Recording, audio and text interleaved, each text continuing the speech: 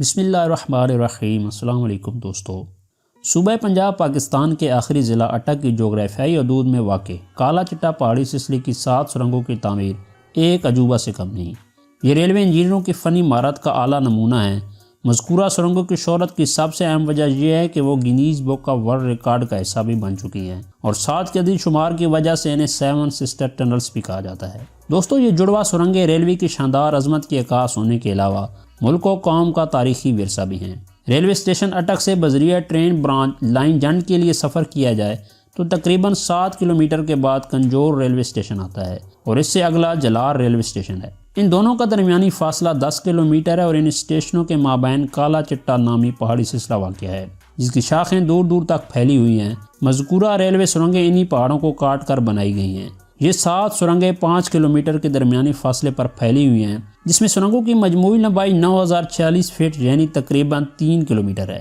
دنیا میں کہیں بھی اتنے کم فاصلے پر ریلوے کی مسلسل 7 سرنگوں کا وجود نہیں ملتا، اور شاید یہی وجہ مذکورہ سرنگوں کی گینیز بک کا ورلڈ ریکارڈ میں اندراج کا باعث بنی۔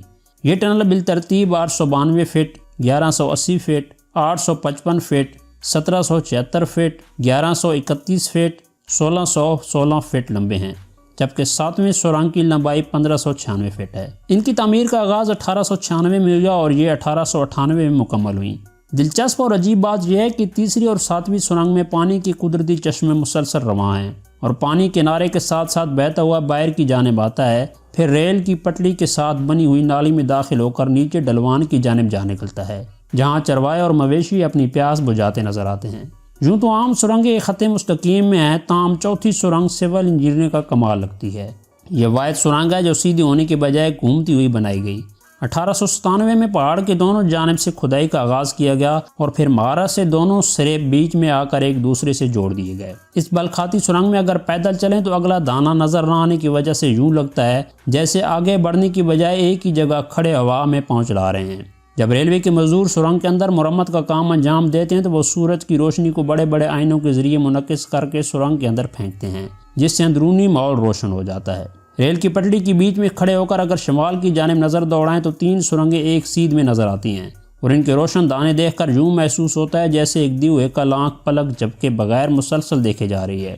ایسے میں ٹرین کا نظارہ بڑا دل نشین ہوتا ہے، وہ کالی پتلی میں داخل ہوتی ہی کہیں گم ہو جاتی ہے۔ دوستو، کالے چٹے پہاڑ کی عجوبہ سرنگیں 7 جڑواں بہنوں کی مانند ہیں، جنہوں نے وادی کے ابدی حسن کو 4 چاند لگا رکھے ہیں۔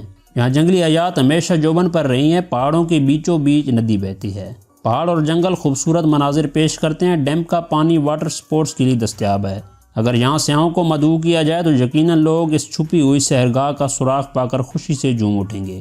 جہاں ہوٹل اور ریسٹورانٹ کھولے جائیں، طلباء کو ترغیب دے کر سالانہ واک کے مقابلے کرائے جا سکتے ہیں۔ اس طرح اپنے ملک کی تاریخی ورثے سے آگاہی حاصل ہونے میں مدد ملے گی، امن و آشتی کا ماحول میسر آنے سے سیاحت بھی فروغ پائے گی، اور محکمہ ریلوے کی آمدنی میں بھی معقول اضافہ ہوگا۔ اپنی قیمتی آراء سے ہمیں ضرور آگاہ کیجیے گا، اور اگر یہ ویڈیو اچھی لگی ہو تو لائک کر دیں اور اپنے دوستوں کے ساتھ شیئر کر دیں، اور اگر آپ ہمارے چینل پر نئے ہیں تو سبسکرائب کر کے ہماری فیملی کا حصہ بن جائیں، تاکہ ایسی ہی دلچسپ موضوعات پر آپ کو ویڈیوز مل سکیں۔ تو ملتے ہیں ایک نئی ویڈیو کے ساتھ، تب تک کے لیے اللہ آپ کا حامی و ناصر ہو۔